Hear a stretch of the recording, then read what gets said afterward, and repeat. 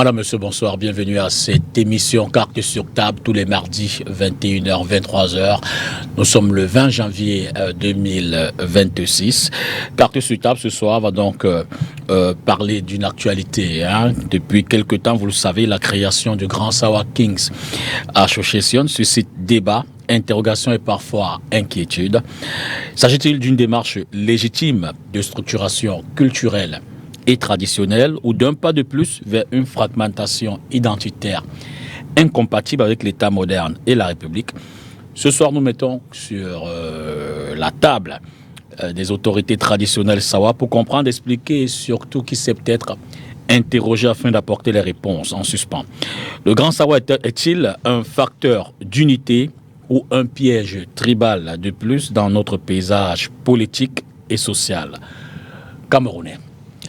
Le débat donc va mettre sur la table finalement 3 invités de marque. On en aurait voulu 4. C'est donc l'occasion pour moi d'excuser d'emblée le chef supérieur, le chef de Mondoni, c'est dans le FACO, Sa Majesté Son Altesse Royale Ndike Kombe, Richard, qui n'a pu être des nôtres ce soir. Il s'en est excusé, malheureusement. Mais nous avons sur le plateau, on va peut-être commencer par le patriarche Sawa Jacques Eyoum Madiba, une mémoire, une bibliothèque, qui va certainement nous apporter son expertise pour répondre à ces quelques questions.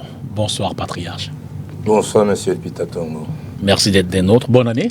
Bonne année à vous. Merci.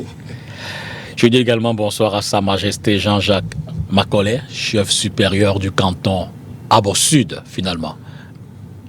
Voyez-vous, ma fille m'a appelé tout à l'heure de Paris et elle me dit attendez, il t'invite à une rencontre de ce genre et ils ne savent même pas que tu es le chef du canton. Dites-lui que j'ai corrigé. Alors je lui ai dit fais confiance à Dipita Tongo, il corrigera cela. Et voilà, ça a été corrigé. 1000 excuses en plus. Ouais, absolument, merci.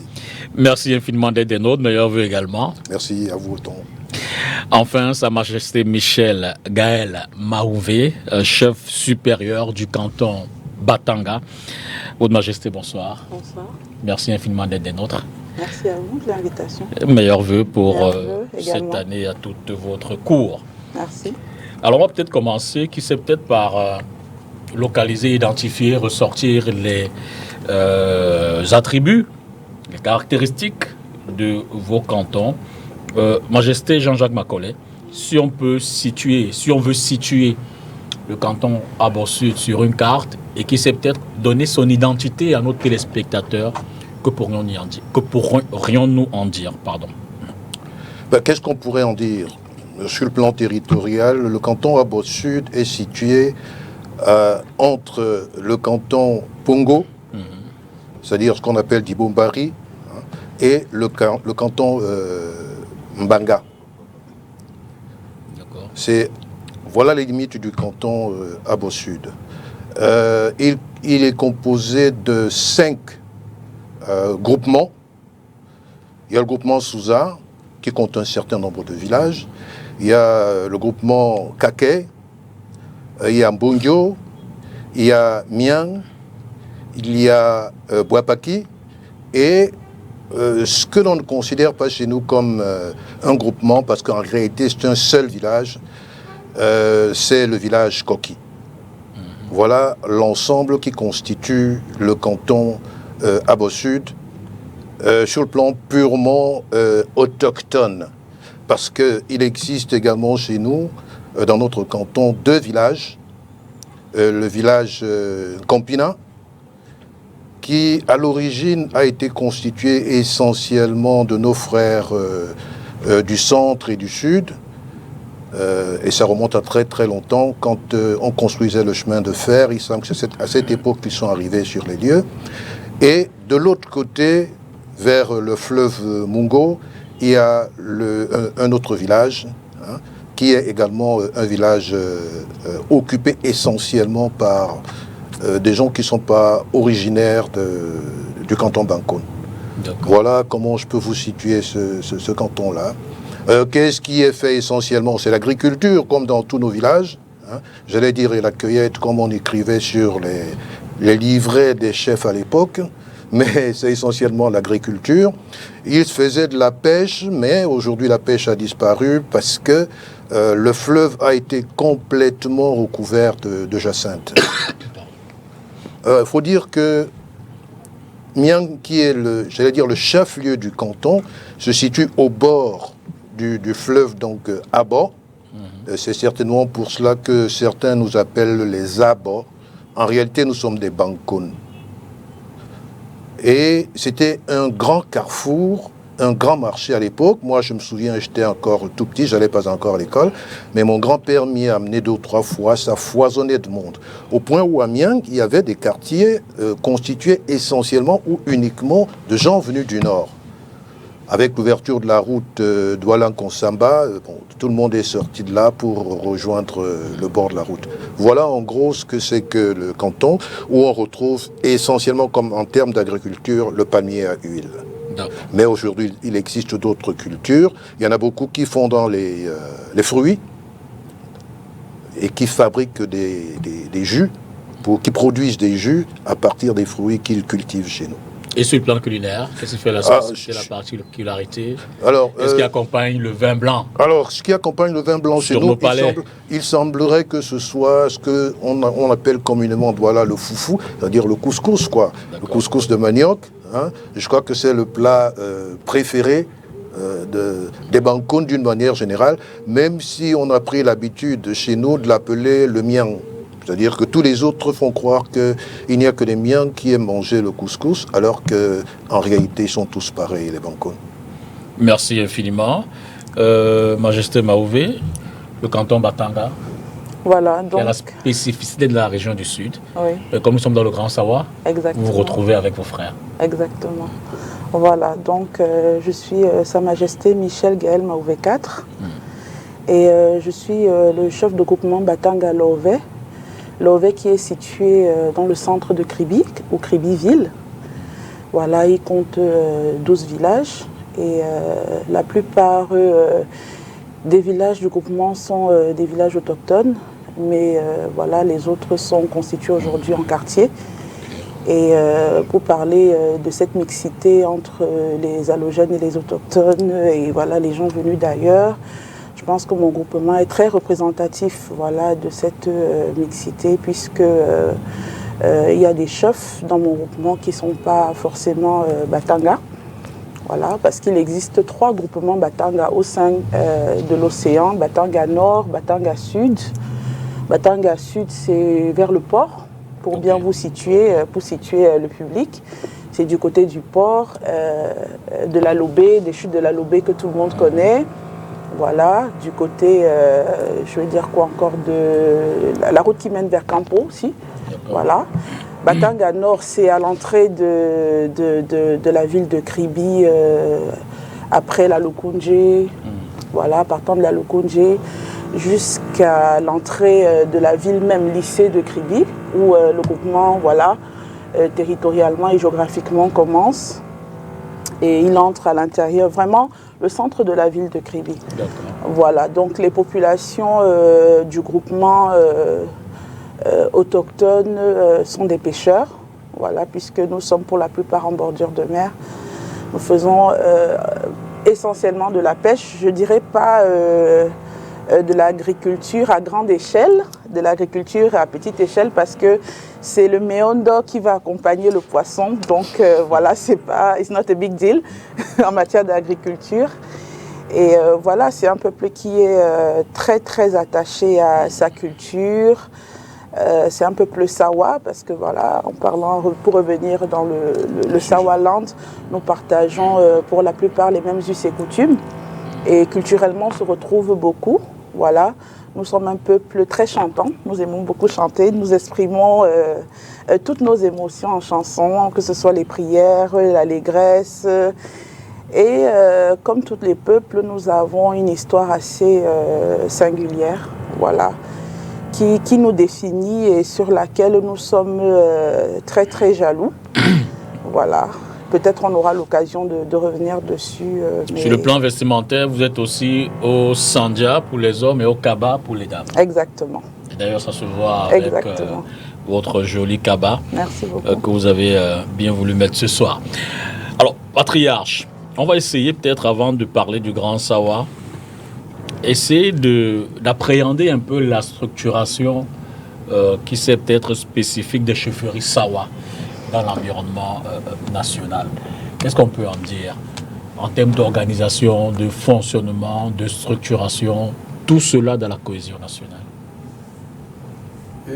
Si j'ai bien compris la question, je pense que nos chefferies, tout au moins nos cantons, sont des compositions qui sont venues un peu avec l'arrivée des Occidentaux, mais c'était des villages. Nous avions des villages et qui étaient composés sur une base lignagère. C'était des familles, des clans ou des sous-clans. Et par la suite, ces villages se sont retrouvés avec un chef au-dessus de tous les autres. Concomitamment, il est chef d'un village et il est chef de tout le canton. Parce que je pense que Sa Majesté, ma collègue qui est ici devant moi, ne saurait accepter qu'il y ait un chef amiant, un chef de village amiant, pendant qu'il est le chef de tout le canton. Il est en même temps le chef de Mian et il est le chef du canton Abo-Sud. Donc nous avons des villages, c'est-à-dire il y a d'abord une organisation qui part d'une famille. Il y a la famille, comment est composée la famille? La famille, c'est d'abord le père, la mère et les enfants. Et au fur et à mesure que le père devient polygame, on se retrouve d'abord avec deux cuisines. Deux cuisines, on parlera donc de foyers. Et à partir du moment où il y a deux foyers et qu'on continue à se marier, on va se retrouver avec d'autres épouses qui sont les dauphines des deux premières. Donc il y a la marraine du premier foyer et la marraine du deuxième foyer, Nyangwamboa, Indongo, comme on dit, en Douala, chez les Douala.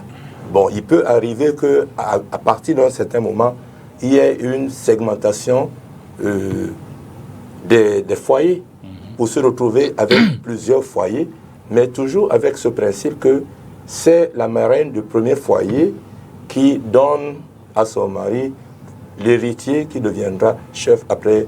Bon, il peut y avoir des situations où on peut déroger à la règle et faire d'autres choses, mais c'est des situations qui sont reconnues par la tradition. C'est-à-dire qu'il n'y a pas une force extérieure qui va intervenir pour que des choses changent. Le village, la parenté ou bien la succession revient au premier-né de la première couche légitime. Parce qu'il faut déjà savoir que l'héritier du trône peut être... On peut se retrouver dans une situation où un homme commence d'abord par épouser la veuve de son père ou de son frère. Est-ce que ce premier fils est en droit de succéder à son père? Dans notre tradition, non. Il faut que ça soit une femme légitime. Une femme légitime, c'est le fils d'une femme légitime qui succède à son chef, à son père. Et si il ne succède pas, il faut des raisons reconnues, soit il y a sur une base testamentaire, le père a décidé que tel fils ne va pas lui succéder pour des raisons évidentes, et ça sera plutôt tel autre. C'est la succession testamentaire. Mais la succession naturelle, chez les Sawa, c'est le fils aîné de la première femme légitime. Et les choses vont ainsi. Non. Mais il est suppléé par le fils de la deuxième femme, qui est le Mtude Kombo. C'est-à-dire que c'est le premier notable. Donc il y a une espèce de démocratie traditionnelle qui fait que le chef commande avec ses notables. Absolument. Il y a des notables qui sont ses conseillers. C'est comme ça. D'accord. Majesté Makolo, on va donc rentrer dans la préhension, la compréhension de ce qu'est le Grand Sawa King Association en termes d'origine, de contexte, de raison même d'existence. Dans cet environnement où, qui sait peut-être, on connaissait déjà nos chefferies qui se sont réunies autour du Ngondo et qui ont fonctionné tout au long de ce moment. Et puis, du jour au lendemain, on découvre le Grand Sawa. Est-ce qu'on peut en comprendre le prétexte même de l'existence d'une telle institution, si on peut désormais le dire ainsi, en termes d'origine, de création et de fonctionnement? Écoutez, l'idée de la mise sur pied de cette association désignée ou nommée le Grand Sawa, elle date pas d'aujourd'hui. Dans mon souvenir, elle remonte peut-être plus loin encore, mais dans mon souvenir, c'est René Douala Mangabel qui en a parlé, à ma connaissance, le premier. Et il y a eu des réunions qui se sont tenues aussi bien dans le Mungo que dans le Vouri. René Douala qui était le chef supérieur. René qui était chef supérieur du canton Bel. Okay. Il en a longuement parlé, il a essayé de mettre cette structure en place. Je me souviens, je ne peux plus vous dire en quelle année, il y a eu une grosse réunion à Bali. Comment ils appellent ce terrain? Parc des Princes. Au Parc des Princes, voilà. Il y a eu une grosse réunion qui a réuni l'élite vraiment Sawa et tous les chefs, et où l'on a parlé de la mise sur pied véritable de cette association. Malheureusement, elle n'a pas connu long feu. Pourquoi? Je ne saurais vous dire, mais certainement parce qu'il y a eu des freins, parce que les esprits n'étaient pas encore prêts à accepter ce genre de regroupement. Je ne peux pas vous dire exactement la raison pour laquelle, mais ça n'a pas évolué. Alors, des années ont passé, et puis un jour de 2020, 4 chefs se sont retrouvés à Bounindale et ont remis cette question sur la table. Ensemble, ils ont pensé qu'il conviendrait peut-être de mettre sur pied une association Grand Sawa qui rassemblerait tous les Sawa de Campo à Mamfé pour que la voix des Sawa puisse être entendue. Vous savez, plus on est nombreux, plus cela vaut, hein, et plus vous êtes entendus, même si vous ne criez pas plus que tout le monde. C'est de là que naît donc l'idée du Grand Sawa. Alors vous me demanderez pourquoi depuis 2020, c'est en 2025 en réalité que l'on nous voit sur le terrain. Parce que nous avons pris le temps de réfléchir, c'est quand même assez complexe. N'oubliez pas que le Grand Sawa, c'est une dizaine de départements, en attendant que l'on fasse les recherches qui sont en cours pour savoir s'il n'y a pas d'autres groupes qui rentreraient en réalité dans le Sawaland. Okay. Alors, il fallait tenir compte de cet élément-là, la dizaine de départements. Et un autre point important, c'était cette question de la langue. Il y avait ce qu'on appelle au Cameroun les francophones et de l'autre côté les anglophones. Alors, comment monter cette association avec ces espèces de disparités? Nous avons donc travaillé sur ces questions pendant très longtemps. Il y a eu des réunions pas spécialement annoncées de certains chefs, et plus on avançait, plus le nombre augmentait. Et en 2024, finalement, l'association a été légalisée. Et en 2025, elle a été lancée à Tribi le 19 juillet 2025, il me semble. Alors, vous vous demandez, mais c'est quoi la motivation? Quand vous regardez le paysage camerounais, paysage communautaire, j'entends, il est évident que ce pays est constitué de communautés. Est-ce à dire que la nation camerounaise n'existe pas? Non, ce n'est pas de ça de ce qu'il s'agit. Mais le fonctionnement dans ce pays est essentiellement fondé sur la communauté, grande ou petite, mais sur les communautés. Mais à l'observation, il nous est apparu que, alors que toutes les autres communautés sont plus ou moins organisées, ce qui leur donne les moyens de se faire entendre, la communauté Sawa a complètement disparu. Si on entend par communauté un ensemble un groupe humain se trouvant sur un territoire, hein, et ayant des intérêts communs, des us et autres, alors la communauté Sawa, elle a disparu. Nous nous sommes demandé, mais qu'est-ce qui est la raison, la cause de cette j'allais dire, inexistence de la communauté Sawa, alors que les autres sont là, qu'elles parlent et qu'elles sont audibles. Réflexion faite, nous avons pensé qu'en réalité, la disparition la disparition de la communauté Sawa résulte des chefs. Vous allez être surpris que l'on tienne ce type de discours, nous les chefs, mais résulte des chefs en ce sens que, autrefois, dans le village, c'est les chefs qui donnaient le ton. Quand je dis donner le ton, ce n'est pas parce qu'ils décidaient tout seuls, ils étaient omnipotents et omniscients, non. Comme l'a expliqué tout à l'heure l'ancien qui est autour de cette table, il avait des notables avec lui, avec lesquels il décidait d'un certain nombre de choses. Mais c'est lui qui portait la parole du village, la parole du peuple. Et lorsque des directives étaient données, les uns et les autres, membres de la communauté, étaient supposés suivre ces directives. Malheureusement, chez les Sawa, avec l'entrée des Blancs, le contact avec les Blancs, le pouvoir des chefs sur ce plan-là s'est, à mon sens, amenuisé.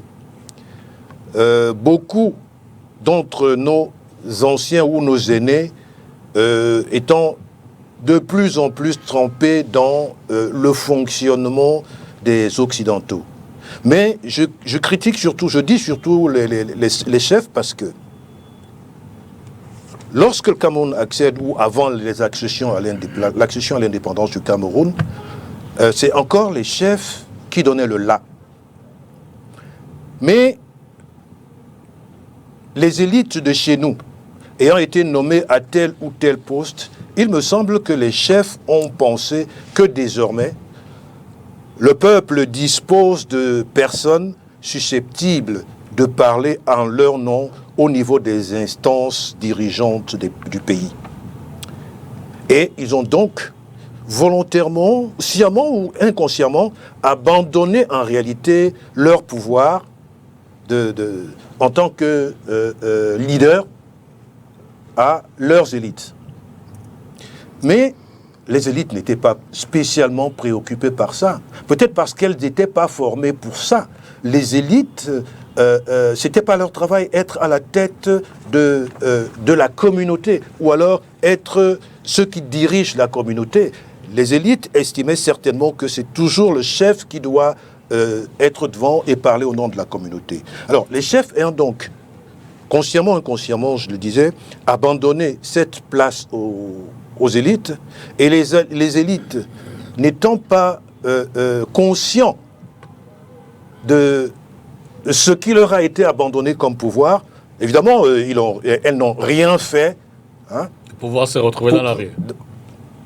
On pourrait le dire ainsi, effectivement. Et c'est ce qui a entraîné la dispersion, je dirais, des Sawa. Quand je parle de dispersion, c'est dans les idées. Aujourd'hui, oui, quand tu parles avec les Sawa, je ne sais pas s'il y en a un qui puisse te dire, dans mon canton, lorsque le chef a décidé, ou alors il y a un leader qui, lorsqu'il a décidé, tout le monde suit. Non.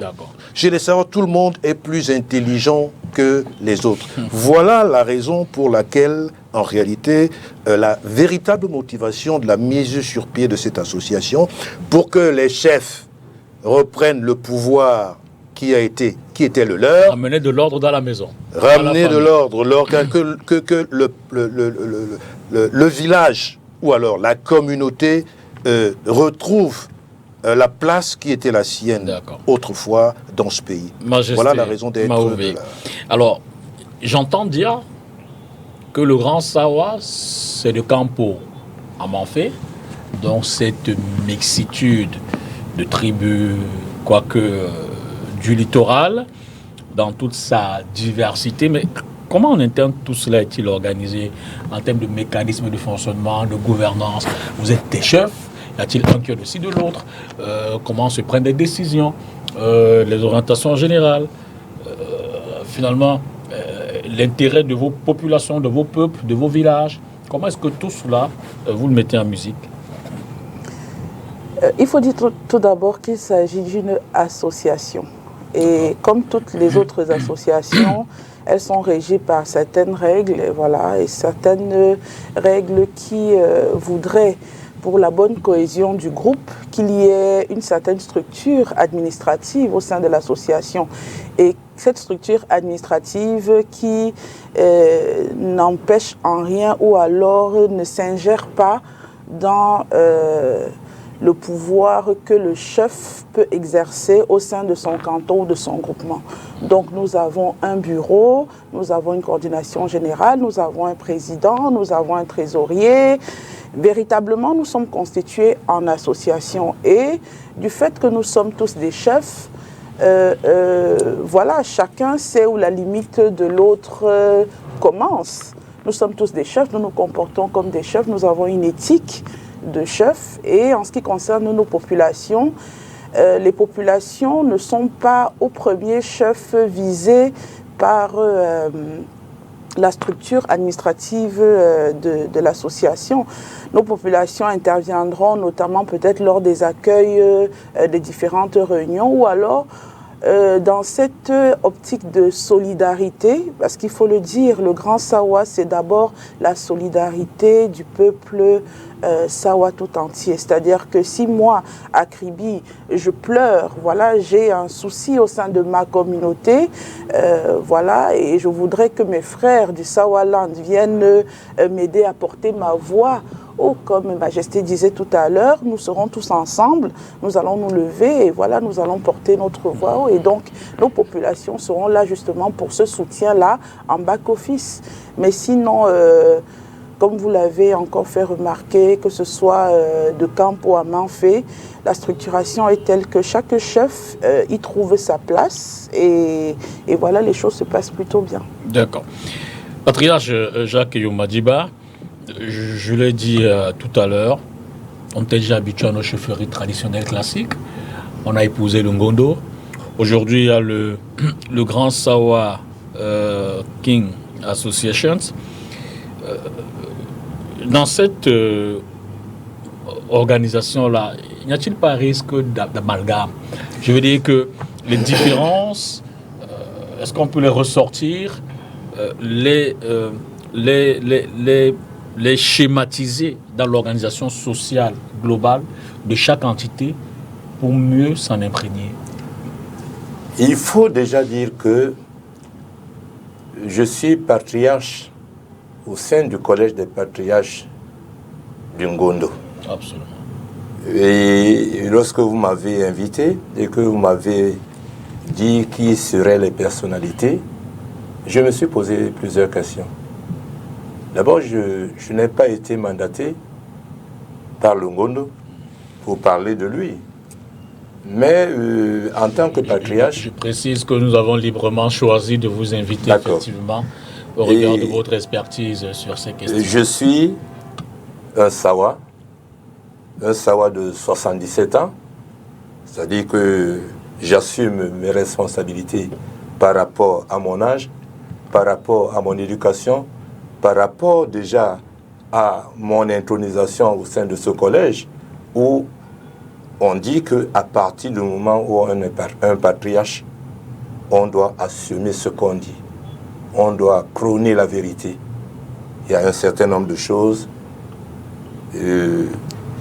Lorsque j'ai vu, par exemple, que le Premier ministre recevait les membres du collège du Grand Sawa et les membres du Ngondo, je me suis demandé s'il n'y avait pas double emploi. Je précise que le Premier ministre nomme Sawa. Hein. Je le sais. Parce originaire et les chefs il est chef supérieur. Je me suis posé la question s'il n'y avait pas double emploi.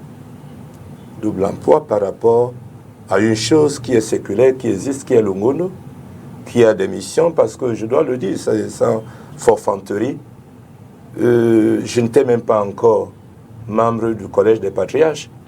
J'étais fonctionnaire à Yaoundé et j'étais membre, c'est-à-dire un Sawa qui était membre de la section du Ngondo de Yaoundé. Et il s'est avéré à un moment donné que les statuts du Ngondo étaient écrits en Douala. Le Ngondo n'avait jamais voulu écrit ses statuts en français. Et cela s'est imposé. Parce que pour l'administration territoriale, c'est une association. Il a fallu donc que ces statuts qui étaient écrits en Douala soient traduits en français. Et c'est à la cellule du Ngondo de Yaoundé qu'on avait demandé de faire ce travail. Et c'est moi qui l'avais fait. Après, on l'a donné aux juristes au sein du Ngondo pour harmoniser. En conformité avec les lois. En conformité avec la loi, reformer le test. Mais la première mouture, c'était moi qui l'avais faite. Donc, si vous m'aviez averti de cette réunion, je vis à Yaoundé. C'est-à-dire, vous serez venu nous montrer les... Je serais venu avec mes documents pour dire que préconise le Ngondo, quels sont les objectifs que poursuit le Ngondo. Alors, je me suis demandé, est-ce que la création de Grand Sawa est une manière d'apostasier le Ngondo ou c'est une autre émanation de quelque chose qui n'a aucun rapport avec la première? Et je me suis dit que, bon, quand j'ai donc vu cette situation, je me suis dit que vraiment, il faut donc avouer que les Sawa ne sont pas encore arrivés à éteindre les cendres du micronationalisme. C'est-à-dire où chacun veut se retrouver leader par rapport à sa petite communauté. Et cela ne peut pas nous faire avancer dans la mesure où nous savons que les autres communautés sont en train de faire des grands ensembles. Est-ce que avoir le Ngondo d'une part et avoir l'association du Grand Sawa de l'autre côté, est-ce que ça va donner quelque chose? Puisque nous savons que d'une manière ou d'une autre, les problèmes qui seront posés et auxquels il faut trouver des solutions, ces solutions vont automatiquement toucher la politique. Est-ce que les problèmes seront donc, le Ngondo est en train de revendiquer quelque chose qui sera revendiqué par le Grand Sawa, nous allons arriver où? Mais je sais, je le dis, qu'il y a au sein du Ngondo, les tests sont bien, mais il y a des insuffisances. Il faut aménager un certain nombre de choses pour que nous vivions vraiment dans ce vivre ensemble, qui ne soit pas un vivre ensemble de paroles, mais matérialisé dans les faits. Bon. Alors, je me suis aussi posé la question qu'il y a des communautés qui étaient au sein du Ngondo, qui sont parties de là et qui se retrouvent dans le Grand Sawa. Il y a des communautés qui ont toujours été invitées par le Ngondo, qui ne sont jamais venues au sein du Ngondo, mais qui sont dans le Grand Sawa. Est-ce qu'il y a problème? Moi, c'est-à-dire comme un observateur, quelqu'un qui fait de la recherche anthropologique, qui vit ces choses, j'ai été à Kribi, j'ai vécu à Kribi, j'ai été délégué départemental du tourisme à Kribi pendant 5 ans. Donc je connais les parents de Sa Majesté, je connais beaucoup de familles à Kribi. Donc je me suis posé toutes ces questions. J'ai vu par exemple les vidéos de la réunion du 9 janvier du Grand Sawa. J'ai vu que certains chefs de 3e degré y étaient, les chefs de 3e degré de Douala, mais que les chefs Douala même de 1er degré, aucun n'y était. Quelle en était la raison? Je me suis posé toutes ces questions parce que moi une fédération est nécessaire pour que les choses aillent de l'avant. Vous êtes posé ces questions, vous avez des réponses. Alors vous souhaitez que Majesté Jean-Jacques oui, je le souhaite. Nous donne quelques réponses. Majesté Macaulay, alors, vous avez des réponses? Alors, je ne sais pas à quoi je devrais répondre. En fait, oui. Peut-être pour, permettez, oui. Peut-être pour essayer de recentrer la place du Grand Sawa côté du Ngondo. Si j'ai reformulé un peu les quelques questions qui ont été posées tout à l'heure, c'est vrai que dans le Grand Sawa, je crois qu'il y a au moins un chef supérieur qui en est membre. Mais je veux dire que tout cela ne paraît-il pas comme une forme de on se marche sur les pieds, chacun veut garder sa cour au détriment de l'autre, avoir qui c'est peut-être le même interlocuteur alors que les problématiques sont identiques. Ces questions-là. Alors, moi, je voudrais déjà préciser que pour le Grand Sawa, pour les membres du Grand Sawa, d'une manière générale, et sinon pour tous, la légitimité historique et je dirais même politique du Ngondo ne saurait être contestée par un Sawa. Il faut être de mauvaise foi pour contester cette légitimité. Ok? Mais si déjà du temps de René, on pensait au Grand Sawa, c'est peut-être parce que cette organisation était nécessaire. Et penser Grand Sawa, ça renvoie nécessairement à, alors que le Ngondo existe, ça renvoie nécessairement à le Ngondo est étriqué, il faut quelque chose de plus grand. C'est comme ça que moi je perçois ça. C'est-à-dire que si à l'époque, des gens comme René ont eu cette idée, cela signifie que lui-même qui était dans le Ngondo a considéré que le Ngondo était limité sur le plan territorial, et qu'il fallait quelque chose de plus grand pour être plus fort. Nous n'avons fait que récupérer une idée qui a existé, nous n'avons rien créé. Il n'est donc pas question de penser que le Ngondo, ou plutôt le Grand Sawa, a été créé en opposition au Ngondo. Non, rien à voir. Si on part du postulat qui a été le mien tout à l'heure, si le Ngondo est limité à un certain nombre de cantons, alors il est évident que le Ngondo voudra parler au nom des Sawa. Mais est-ce qu'il aura été, ou il aura pris la peine d'entendre les autres Sawa? Il me semble que non. Donc, le Grand Sawa, lui, il se veut un instrument au nom ou pour le compte de tout le Sawa, et donc y compris le Ngondo. Et je tiens à signaler que nos textes disent que les membres du Grand Sawa, tout chef traditionnel Sawa, je dis bien tout chef traditionnel Sawa, personne n'est exclu, aucun chef Sawa n'est exclu de cette association-là. La seule différence, c'est il y a des chefs, j'allais dire, membres de l'association, mais il y a aussi des chefs qui peuvent participer à la prise de décision.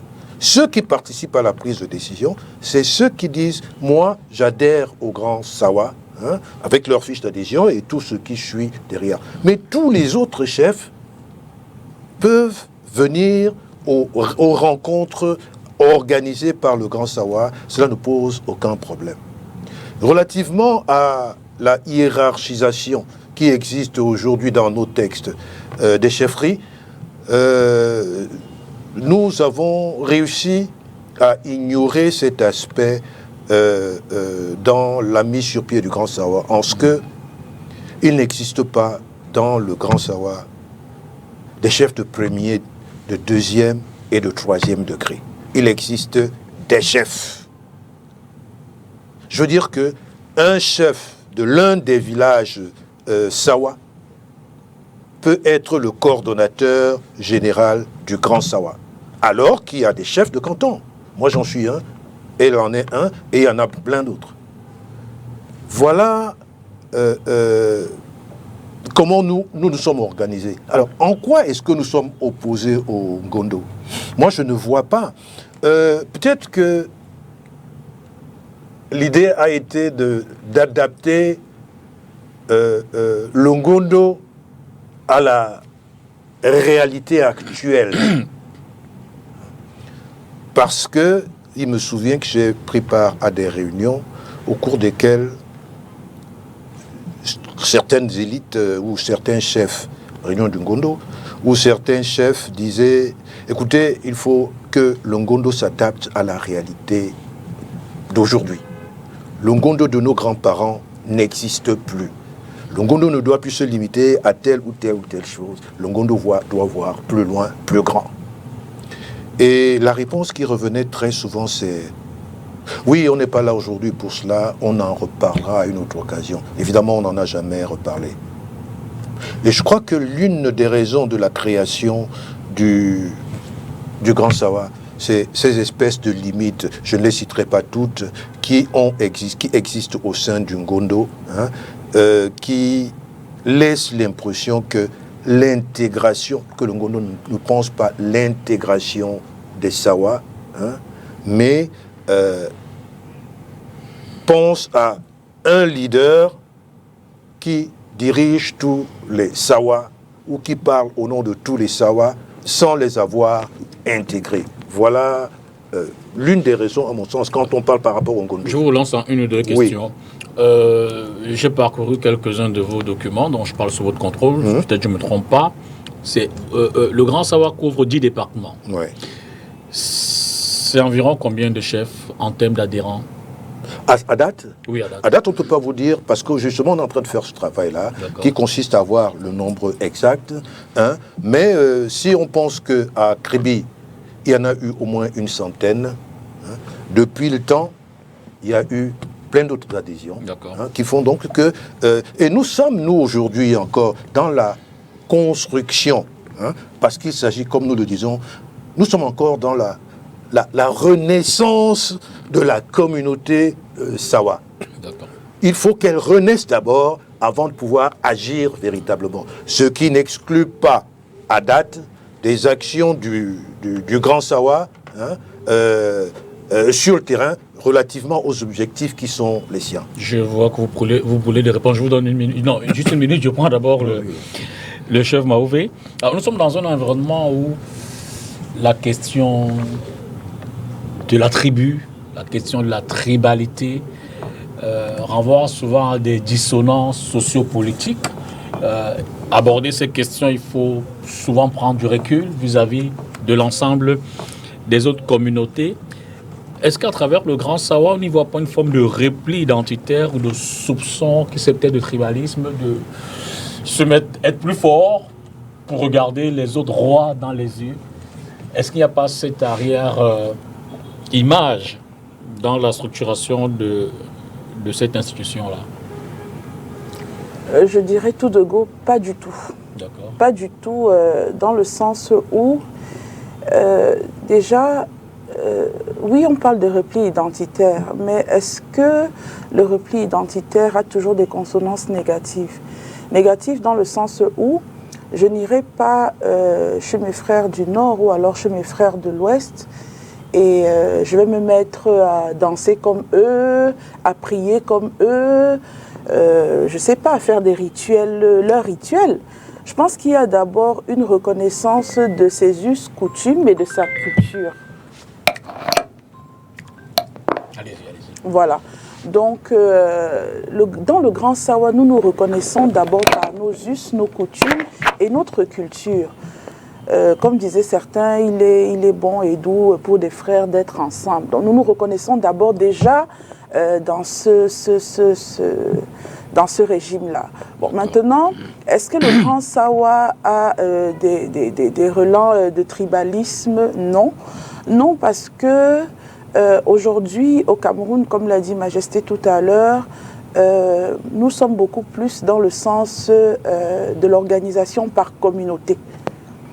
Nous sommes dans le sens de l'organisation par communauté. Et donc, quand les communautés s'organisent, c'est effectivement pour qu'elles soient entendues par rapport aux problèmes de leur communauté. Et je pense que le gouvernement, même dans sa vision, privilégie ce type de dialogue, le dialogue communautaire avec les communautés. Parce que, figurez-vous, il va exister une certaine cacophonie s'il faut que tous les chefs, déjà qu'il existe une association nationale des chefs du Cameroun, donc nous faisons aussi partie, il faut le dire.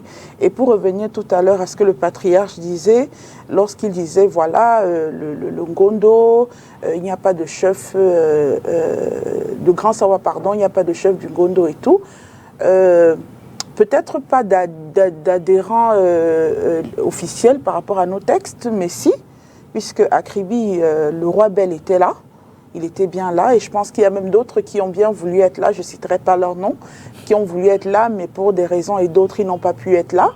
Ils étaient là. Il s'agit d'une association, c'est un droit constitutionnel. On peut adhérer à tout type d'association.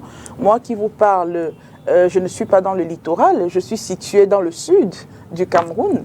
Hein, l'océan, c'est dans le sud du Cameroun et donc je fais aussi partie d'autres associations du sud du Cameroun avec des chefs du sud. Parce qu'effectivement, lorsqu'on va être appelé au dialogue national, on va appeler les chefs du Sud, on va appeler les chefs du littoral, on va appeler les chefs du Nord, les chefs de l'Ouest, ainsi de suite. Et donc, voilà, c'est par rapport justement à ces élans communautaires, à ces élans géographiques, organisationnels et institutionnels que tous les chefs pourront avoir une voix à faire entendre auprès de l'État et du gouvernement. Donc le Grand Sawa, effectivement, ne vient pas avec des relents tribalistes, mais non, justement des relents communautaires pour que les problèmes de nôtres, qui sont propres à notre communauté, à nos enfants, soient entendus par une voix, celle du Grand Sawa. Voilà. D'accord. Patriarche Jacques Madibayou. Merci. Je vous l'ai dit tout à l'heure par rapport à ce que Sa Majesté Macaulay avait dit de Prince René Douala Bel, de regretter mémoire. Je pense que le Prince René Douala Bel, parce qu'il faut d'abord voir les statuts de Ngondo. Le Ngondo était d'abord le Ngondo des Douala. Ça, c'est stricto sensu. Et ce Ngondo des Douala stricto sensu, déjà le mot Douala jouait un double jeu. Parce que quand on parlait des tribus du Cameroun, il y avait un groupe ethnique qu'on appelait le groupe Douala, qui regroupait les Batanga, les Douala, les Balimba, les Pongo Songo, les Eodi, les Bakoko, pardon, pas les Bakoko, les Pongo, les Bodiman, les Eodi et les Abonors. Et quand on parlait du groupe Makondo, on y intégrait les Abos Sud. Quelle était la différence entre les Abos Sud et les Abos Nord? Et les révisionnistes et ethnologues ont reconstitué le sens de la parenté. Et on a laissé le mot Douala pour parler des Sawa, c'est-à-dire tous ceux qui sont au bord de l'eau. Mais nous savons que parmi tous ceux qui sont au bord de l'eau, il y a par exemple certains peuples qui ne se reconnaissent pas comme des frères. Je ne sais pas si un Douala du Vouri, sans le Mabéa comme étant son frère de sang par rapport au Batanga. Parce que le Batanga vit depuis des siècles avec le Mabéa. Et nous savons que les Mabéa, c'est des populations qui sont parties de l'Est et qui se sont retrouvées à Kribi dans la recherche du sel. Cette histoire est connue. Alors maintenant, quand je suis avec Sa Majesté Macaulay, nous avons des liens matrimoniaux, nous avons des liens de sang, parce que nous avons des parentés lignagères. Est-ce que ce que je ressens de Sa Majesté Macaulay, ce que je ressens de Sa Majesté Maové comme étant ma sœur, je le ressentirais d'un Mabéa. Les Mabis qui sont à Kribi, elle ressent un Mabi comme étant son frère. Donc je pense que ce problème, il fallait éliminer un certain nombre de choses dans nos considérations. Et quand le prince René parlait du Grand Sawa, c'est-à-dire que le Ngondo est devenu le Ngondo des Sawa, mais matériellement, il n'y avait pas tous ces Sawa. Il fallait donc inviter tous les Sawa à intégrer le Ngondo. Je pense que c'est dans ce sens que devaient aller les choses. Mais à partir du moment où on est en train de créer une autre association, les deux associations ayant les mêmes visées, je me demande comment ça va fonctionner. Moi, je ne suis pas un chef, je suis un patriarche. Un patriarche, voilà. Alors, Majesté, peut-être, oui, allez-y, puis je vais poser la question d'après. Oui. Non. Vous comprenez ces craintes? Ces craintes? Oui, on peut tout à fait les comprendre. Mais s'agissant du Grand Sawa, peut-être que c'est le Grand Sawa qui devrait peut-être avoir peur hein, de ce qui risque d'arriver en face. Mais enfin, pour moi, ce n'est pas le lieu indiqué pour discuter du Ngondo et du Grand Sawa. Ça m'embête un peu. Hein. On aurait pu en discuter à une autre occasion ou dans un autre milieu. Bon, ben voilà, la question est posée, il faut y répondre. Okay. Non, le Grand Sawa, ou plutôt René en parlant du Grand Sawa, ne voyait pas un Ngondo devenu Grand Sawa. Serait-il l'idéal? Et certainement, il n'y aurait jamais eu de ce Grand Sawa d'aujourd'hui. Hein. L'on nous a toujours dit Ngonda Douala. Et malheureusement, dans l'esprit de mes oncles Douala, parce que moi je suis de mère Aquanor, dans l'esprit de mes oncles Douala, le Ngondo ne pouvait pas être le Ngondo des Sawa, c'est le Ngondo des Douala. Avec votre permission, Majesté, oui. Je suis en résistance avec ce que vous venez de dire. Je suis un pur sang Douala, vous le savez aussi, autant que vous. Oui. Les Douala n'ont jamais pensé que le Ngondo est le Ngondo des Douala. Mais il y a des mécanismes au sein du Ngondo qu'il faudrait peut-être corriger. À partir du moment où la présidence du Ngondo, elle est rotative. À une époque, elle était, puisqu'il y a 4 villages, 4 cantons Douala, dans la ville de Douala, un canton Bassa et un canton Bakoko. Pendant longtemps, ce Ngondo tournait entre les chefs Douala, et à un moment donné, il s'est retrouvé que les chefs Bassa et Bakoko font aussi cette rotation. Moi, je suis contre le fait que ça se limite là, et ça devait aller chez les autres, les Ewodi, les Abo et consorts. Donner un mandat, c'est-à-dire les Batanga, c'est-à-dire que si le chef d'Aïdo est président du Ngondo pour un mandat de 2 ans, les Daïdo vont se retrouver encore à la présidence du Ngondo peut-être dans 20 ans, pour que tous les chefs soient honorés de ce titre-là. Ça, c'est mon point de vue. Mais je ne suis pas d'accord que, à cause de ces frustrations, parce que les habitudes sont têtues, on se retrouve en train de faire des fissures segmentaires au sein d'une même communauté. D'accord. Mais non, moi, non, je ne peux pas accepter que l'on considère que le Grand Sawa constitue une fissure au sein d'une communauté. Ce serait comme si... mais c'est le contraire. C'est le Ngondo qui est une partie, si tu veux, du Grand Sawa.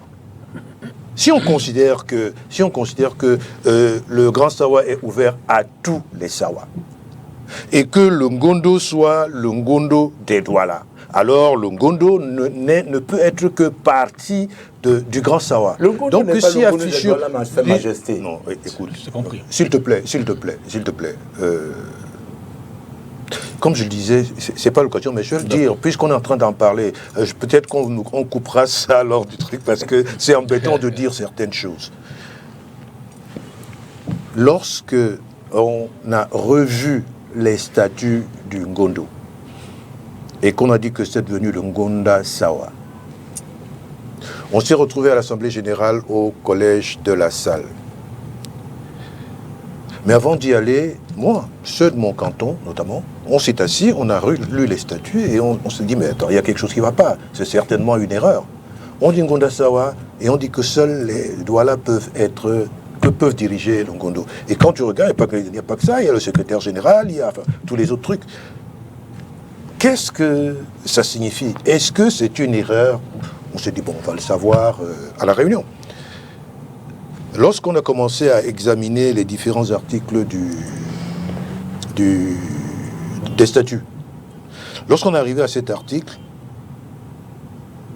le chef qui à l'époque venait de devenir qui allait être le patron du Ngondo, le président du Ngondo, il a sauté cet article, il a demandé qu'on parle de l'article suivant.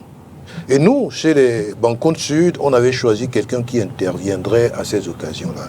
Jopen Ngouaïlembe, il a levé le doigt et il a dit, mais je pense qu'il y a un problème ici. L'article tant dit, je suppose que c'est une erreur, l'article tant dit Ngonda Sawa, mais quand vous lisez cet autre article, il dit que seuls les chefs, les autres, je ne sais plus comment on les appelle, un terme pas très poli, les gens autour, quelque chose comme ça, que ça se traduirait, hein, ne peuvent pas dire, ne dirigent pas le Ngondo. Ils sentent que c'est une erreur. Le président de l'Assemblée a fait semblant d'avoir pas entendu. Il est passé à une autre disposition. Il a ignoré la question. 2 ou 3 articles après, Jopel est revenu sur cette question. Et tu sais ce qui lui a été répondu? Ça a toujours été comme ça et ça restera comme ça. Voilà ce qui lui a été répondu. Et ce jour-là, moi, j'étais sur la table avec les autres chefs de canton. Je t'avoue que j'ai voulu sortir de la salle. Et puis je me suis dit, dehors, il y a des journalistes, ils vont venir tout le temps avec le micro, ils aiment bien ça, les députés Tongo et ses amis. Donc je ne suis pas sorti. Mais je savais que je ne resterais plus dans le Ngondo. Parce qu'on ne peut pas poser un problème. Peut-être que si c'était René ou Essake Kwala qui présidait ce jour-là, ils auraient donné une réponse, j'allais dire, identique, mais pas avec le même mot. Ils auraient pu dire la même chose, mais dire ça de manière, j'allais dire, respectueuse. Je pense savoir, c'est un peu le fruit de certaines frustrations aussi. Je le crois, mais en réalité, le grand savoir, c'est la frustration des limites, pas relativement à la présidence ou autre, hein, mais des limites du Ngondo en ce qui concerne la jeunesse. Les problèmes des Sawa, hein, mais on en a. Il semble que dans ce pays, il n'y a peut-être pas de texte qu'ils disent, mais il y a des quotas dans tous les domaines, même dans les concours d'entrée dans les grandes écoles. Aujourd'hui, quand tu vas... La politique de l'équilibre régional. Voilà, et avec des quotas. Mais que deviennent nos quotas? Qui est-ce qui devrait aller là-bas dire « Mais nous avons constaté que nos quotas ne sont pas respectés ». C'est ce que devrait faire le Ngondo. Et c'est ce que nous, on entend faire. Aller réclamer nos quotas. Comment voulez-vous que partout ailleurs, il y a des gens qui sont installés comme... partout dans au sein des autres communautés, hein, les députés, les maires, et je ne sais pas quoi encore, sont originaires de chez eux. Okay? Mais comment m'expliquez-vous qu'à Douala, sur je ne sais pas combien de députés il y a, 3 ou 4 places, pareil dans le Mungo, sont prises par d'autres? Pourquoi? Pourquoi est-ce que vous pensez pas que cela devrait également créer des frustrations? Qu'on n'ait pas la place qui nous revient. Nous ne revendiquons pas autre chose que ce qui nous revient. D'accord. Okay? Mais les politiques, évidemment, nos frères qui sont là-haut, parce que c'est des politiques, ils n'auront pas, je dirais pas le courage, non, ils n'auront, je dirais pas le droit, hein, de tenir ce genre de discours, mais alors nous, on le tient à leur place. Majesté, est-ce que cette perception ne présente pas le grand Sawa comme un acteur politique déguisé dans un environnement, on le sait, où tout le monde, toutes les communautés ont besoin d'avoir leur chapitre exprimé, Majesté Makola en a cité quelques-unes, ses frustrations, ses besoins, revendiquer ses droits, qui c'est peut-être dans cet ensemble national. Est-ce que finalement, il n'y a pas une forme de déguisement en tant qu'acteur sociopolitique? La politique est un très bien grand mot que je n'aime pas beaucoup utiliser dans ma posture. Voilà. Pourquoi? Parce que je pense que tout cela vient de la colonisation, l'époque avant coloniale, avant les colons. Il faut comprendre que le chef traditionnel avait une place prépondérante dans la gestion des affaires de la nation. Voilà, dans la gestion des affaires de la nation. Et cette place prépondérante lui a été arrachée par la colonisation et autres. Et aujourd'hui, la nouvelle structuration de l'État, du gouvernement, prend en compte la place du chef traditionnel dans sa société, dans son royaume, dans son village, dans son canton. Le chef de l'État lui-même l'a encore rappelé que les chefs, ils comptent sur les chefs traditionnels, ils comptent sur leur appui, sur les différentes consultations qui vont être faites pour faire entendre. Parce que moi, de ma petite expérience de chef traditionnel, le peuple se sent beaucoup plus à même et à l'aise d'aller voir le chef et de lui poser ses problèmes. Nous avons des élites, qui sont peut-être bien placées au sein du pouvoir décisionnel, mais ces élites-là sont parfois inaccessibles aux petites populations. Et donc, ils ont cette facilité de venir à l'oreille, pleurer à l'oreille du chef et lui dire « Majesté, mon enfant n'a pas de travail » ou alors « Moi-même, je n'ai pas de travail, je suis un jeune étudiant, j'ai des diplômes » ou alors « Majesté, mon terrain que vous connaissez là, le terrain de la famille a été exproprié pour cause d'utilité publique, qu'est-ce que je dois faire ?» Le chef a cette place-là où non seulement il va être consulté, mais aussi sa voix va être prise en compte. Donc s'il faut dire que c'est un environnement sociopolitique déguisé par le Grand Sawa, je ne dirais pas cela comme ça. Moi, je dirais plutôt que le chef revient à la place qu'il avait avant, c'est-à-dire de celui qui devait prendre les décisions pour ces populations. Et aujourd'hui, la place qu'il a par rapport à la nouvelle structuration gouvernementale, c'est de donner des avis, c'est de donner des pistes pour que le gouvernement puisse utiliser, aussi de donner après consultation, voilà, de dire que voilà, dans tel secteur, nous avons besoin de X, nous avons besoin de Y. C'est juste la place du chef. Donc, le Grand Sawa, l'association Grand Sawa King Association a justement cette vocation-là à faire entendre la voix de tout le monde et du plus petit. Parce que lorsqu'on vous parle, par exemple, d'un chef de 3e degré qui peut se retrouver président du Grand Sawa, c'est pour vous dire qu'au sein de son village, la voix de ces populations sera entendue, mais figurez-vous que il est souvent difficile, même entre nous les chefs, de se retrouver, je ne sais pas moi, dans un ministère, dans une réunion, et de dire qu'ok, bon, je suis chef de 3e degré dans tel canton, j'ai ma petite liste ici, là, je voudrais que les enfants de mon village aient des emplois et tout, et tout, et tout. Est-ce qu'il sera écouté, est-ce qu'il sera même reçu par les hautes instances? Et je ne pense pas. Donc, tout cela est la volonté donc, du Grand Sawa de faire entendre la voix du plus petit par cette organisation. Et je répète encore qu'il y ait une organisation libre où tout le monde peut adhérer. Il s'agit d'une association. Nous, les chefs supérieurs, nous sommes membres de plusieurs associations de chefs. Et donc, aujourd'hui, dans cette logique de communauté qui partagent un certain nombre de valeurs, us et coutumes, comme je disais tantôt, nous nous retrouvons donc dans, entre guillemets, ces replis identitaires Sawa, pour pouvoir parler en la langue que nous comprenons, avec les mots et les gestes que nous comprenons, des problèmes de nos populations. Jacques Madiba, est-ce que cette multiplication des organisations communautaire ne menace pas la cohésion sociale, la cohésion nationale? Je vais répondre à votre question, mais je voudrais rassurer Sa Majesté Macaulay. D'accord. Et je voudrais que vous le sachiez, Sa Majesté Macaulay et moi, nous avons une longue tradition de fraternité et de camaraderie. Nous avons été à l'université de Yaoundé à la même époque et on se connaît très bien. Et même si vous avez également le devoir de sincérité et de vérité vis-à-vis de vos communautés, de vos téléspectateurs. Il est arrivé avec Sa Majesté Maové, tout à l'heure là.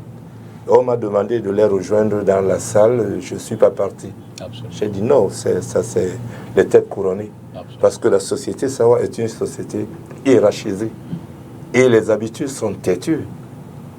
Avoir une association où un chef de 3e degré préside aux destinées de l'association quand les chefs de 1er degré sont là, c'est une pilule difficile à avaler. Et je pense que si nous avons déjà des chefs assez modernes, comme les 2 qui sont sur ce plateau, pour l'accepter, pour que les autres puissent l'accepter, ça sera vraiment... Ça bouscule les us et coutumes. Oui, ça bouscule les us et coutumes. Donc je pense que il y a vraiment du travail à faire. D'accord. Oui. Alors pour revenir à la question... Mais je voulais le rassurer de quelque chose. J'ai été invité au Canada il y a quelques mois de l'année dernière. J'ai prononcé un discours à Montréal. Je voudrais vous dire quelque chose dans mon discours. Mon humble souhait est que l'institution de Ngondo soit l'instrument de régulation d'une nouvelle ère qui doit s'ouvrir au sein du peuple Sawa au regard de son identité historique désormais reconnue par l'UNESCO. En effet, le Ngondo fait partie des mécanismes traditionnels de prévention et de résolution des conflits. Il n'est pas qu'une institution dédiée au champ social des sociétés Sawa, il fait partie des éléments qui permettent encore de construire et de promouvoir les idéaux de collaboration socio-culturelle.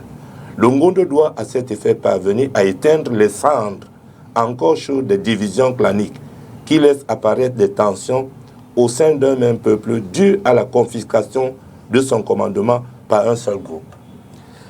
Permettre aux représentants des autres communautés de retrouver leur place et leur voix. S'arrimer au modernisme et se mieux au-delà de son aspect festif en un levier incomparable de développement du peuple Sawa dans toutes ses affaires en travaillant en synergie avec sa diaspora. Ça, c'est ma position. Et elle n'est pas contraire à la vôtre. Mais maintenant, la manière d'arriver au bon résultat, c'est là où... C'est là le grand savoir vous sépare. Oui, nous n'accordons pas jusqu'à présent nos violons, mais je pense que s'il y a des insuffisances, je vois la correction à l'intérieur de ce qui existe par la création de quelque chose d'autre. Ce n'est que cela. La cohésion nationale est-elle menacée par une multiplication des organisations communautaires? Si c'est une répétition de même chose, mais si c'est des choses qui se concordent, je ne pense pas. Pourquoi? Oui, mais moi je vois pas en quoi est-ce que la création des associations communautaires ferait courir un risque à la cohésion nationale. Okay? Quel est le but de la mise sur pied d'une association communautaire? C'est pour gérer ou essayer de trouver des solutions aux questions que rencontre cette communauté. C'est être l'interlocuteur, parce que tout le monde ne peut pas se lever pour aller voir les pouvoirs publics ou même les autres communautés pour s'accorder sur un certain nombre de choses. C'est pour cette raison que l'on crée une association. Et alors, c'est le but de chacune de ces associations, c'est la promotion de ces enfants et l'évolution, le développement de sa communauté. Si c'est le but que vise chacune de ces associations, sans hégémonie, parce que c'est quand il y a une tentative ou une tentation d'hégémonie qu'il y a risque. Mais ce à quoi nous on aspire aujourd'hui dans le Grand Sawa, c'est voir ce que font les autres et, au besoin, imiter et améliorer si possible, ou alors adapter à notre fonctionnement, à nos habitudes, à nous. On ne peut pas contester, comme je le disais tantôt, c'est les politiques tout simplement qui se cachent derrière leurs petits doigts, mais ce pays, c'est des communautés. Et les autres communautés sont organisées. Il appartenait il appartient au Sawa de s'organiser. Hein. Et si, en s'organisant, on peut, sur le plan économique, politique, social et autres, faire comme les autres, mais c'est tant mieux. Et c'est pour le bonheur du Cameroun, parce que tu n'auras plus tout simplement un seul ou deux groupes qui réussissent des choses, hein, qui améliorent les conditions de vie des populations de leur communauté, hein.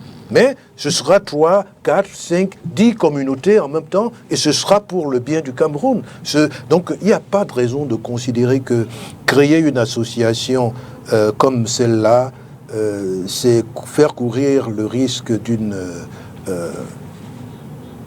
d'un éclatement au niveau de la cohésion nationale. Écoutez, malgré l'existence de ces communautés, lorsque les Lions Indomptables jouent, est-ce que vous connaissez deux Cameroun?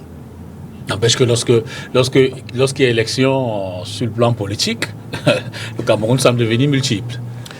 Malheureusement, parce que ça aussi ne l'avoueront pas, les politiques ils ne l'accepteront pas. Hein, mais malheureusement, parce que les partis politiques sont créés, même si d'autres y adhèrent ensuite, sont à la base un regroupement des gens d'une même communauté, d'une manière générale. Exception faite du RDPC, mais non pas parce que lui l'a voulu, hein, ne pas être dans cette mouvance-là, mais tout simplement parce que il hérite d'une situation où il y avait un seul parti pour tous les Camerounais, okay? Et comme c'est ce parti que le RDPC récupère, le RDPC continue sur la même lancée avec des gens de tous les horizons. N'empêche que le RDPC a son fief quand même dans la région d'origine de son président. Bon, alors voilà. Donc, ce n'est pas parce que les politiques et je ne sais pas, est-ce que c'est une question de communauté, cet éclatement lors des trucs politiques? Je ne pense pas. Ou alors c'est l'instrumentalisation. En ce moment, on arrive à l'instrumentalisation de la communauté pour les besoins politiques, hein, pour les gains politiques, mais de certains. Parce que ce n'est pas toute la population de cette communauté, celle qui est venue voter, qui gagnera bien quelque chose. Mais c'est les patrons ou les chefs de ces partis. Donc c'est une instrumentalisation. Mais à partir du moment où la communauté n'est pas instrumentalisée dans un sens ou dans un autre, ben écoute, on se dit, les Lions Indomptables, quand ils jouent, il n'y a que les Lions Indomptables. Et aujourd'hui, je suis sûr que même s'il y avait que 5 ou plutôt 23 Bancoun Sud à l'équipe nationale du Cameroun de football, hein, personne ne s'en rendrait même compte. Personne ne poserait la question parce que c'est l'intégration. Ah, absolument. Alors, moi, Majesté Maové, le Grand Sawa, il est donc créé, il existe, il vit, il essaie d'encadrer ses populations, mais les problématiques restent, demeurent. Et les questions aussi, comment former une jeunesse consciente de ses racines sans nécessairement l'enfermer dans une logique tribale. Problématique qui est d'actualité. Je dirais qu'il faut rentrer dans l'ancestralité. D'accord. Voilà. Et c'est aussi le rôle du pouvoir traditionnel de rentrer dans les origines de ce qu'on était avant, de comment est-ce qu'on fonctionnait avant, de comment est-ce qu'on évoluait, voilà, dans une société traditionnelle, avec tout ce que ça comportait. Il faut rentrer dans l'histoire. Il faut justement éduquer cette jeunesse-là à cette histoire-là, à ces us et à ces coutumes-là, qui participent aussi de l'éducation de cette jeunesse dans le sens, par exemple, du respect des aînés, de la hiérarchie, voilà, du respect des coutumes, de ce qu'il faut faire. Lorsqu'on entre dans une chefferie, comment est-ce qu'on salue un chef? Comment est-ce qu'on fait pour devenir un notable? Qu'est-ce qu'un notable? Parce que dans cette société traditionnelle-là, la question d'éthique est très très importante. Et je pense que c'est ce qui manque à notre jeunesse aujourd'hui. Et elle gagnerait véritablement à se rapprocher des patriarches, de la chefferie, à s'intéresser plus à la chose de la chefferie, à s'intéresser au-delà des considérations religieuses, voilà, à l'ancestralité, d'où est-ce qu'on vient, qui sont nos ancêtres, comment est-ce que la société évoluait avant que la religion ne fasse son entrée. Et lorsqu'on aura compris tout ça, voilà, de faire grandir cette jeunesse-là avec cette volonté-là de pouvoir évoluer, devenir des hommes, des grands hommes de demain, tout en sachant d'où on vient et en respectant justement ce volet traditionnel-là. Je pense que cela est très très important et particulièrement au sein de nos communautés, nous essayons dans nos différentes fêtes culturelles et traditionnelles de revenir justement à l'instruction de cette jeunesse-là qui commence même au niveau de la toute petite enfance même. À Kribi, par exemple, lors des commémorations de nos fêtes traditionnelles, nous avons des initiations à la culture et à la tradition des enfants d'à partir de 5 à 12 ans que nous faisons. Nous avons des journées consacrées à ces initiations-là et aujourd'hui, nous voyons de plus en plus la volonté des jeunes à s'imprégner justement de l'affaire traditionnelle et c'est très très important parce que cela va participer de leur développement, même au sein de la société dans laquelle ils vont peut-être évoluer dans leur milieu professionnel et autres. Lorsqu'on est un notable, lorsqu'on est un patriarche, lorsqu'on est un chef, lorsqu'on est une élite qui respecte les autorités traditionnelles, voilà, on a une certaine place dans la société qui fait en sorte que voilà, on ne tombe pas dans certains travers, on ne se retrouve pas forcément à faire tout et n'importe quoi et à dévaloriser sa propre société traditionnelle. Alors Jacques Youmadiba, aujourd'hui la chefferie traditionnelle fait face aux défis contemporains, aux défis réels, le chômage, la formation des jeunes, leur éducation, les concours, on en parlait tout à l'heure. Est-ce que la chefferie traditionnelle n'a pas besoin d'adaptation aujourd'hui aux contraintes contemporaines?